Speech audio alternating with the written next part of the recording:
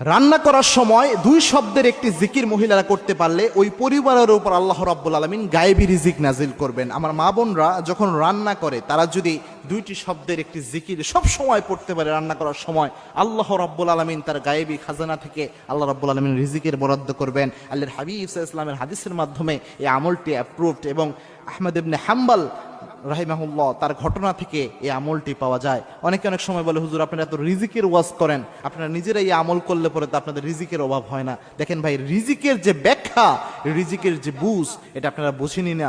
রিজিকের সর্বনিম্ন স্তরকে বলা হয় টাকা পয়সাকে রিজিকের সর্বনিম্ন স্তর বলা হয়।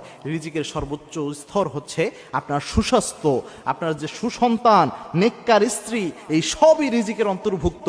আপনি সুস্থ রয়েছেন যে, এটাও একটা রিজিক। সুতরাং শুধু টাকা পয়সাকে রিজিকের স্তর মনে করেন না, বরং money is the lowest stage of risk. রিস্কের সর্বনিম্ন স্টেজ হচ্ছে এই টাকা পয়সা। সুতরাং রিজিক যদি বৃদ্ধি করতে চান, মা বোনরা এই কাজটা করতে পারেন। সেটা হচ্ছে যখনই আপনি রান্না করছেন তখন ইস্তেগফারের আমল করবেন। ইস্তেগফারের আমল কত গুরুত্বপূর্ণ আল্লাহর হাবিব সাল্লাল্লাহু আলাইহি ওয়াসাল্লাম জানিয়েছেন, মাল্লাজিমাল ইস্তেগফার, ইস্তেগফারের সাথে যে ব্যক্তি লেগে থাকে তিনটা পুরস্কার আল্লাহ রাব্বুল আলামিন তাকে দান করেন। তার মধ্যে একটা পুরস্কার হচ্ছে ওয়ারযুকুহু হাইসু লা ইয়াহতাসিব, এমন জায়গা থেকে আল্লাহ রিজিক দেয় যা সে কল্পনাও করে নাই। কিন্তু রান্না করার সময় কেন ইস্তেগফার করতে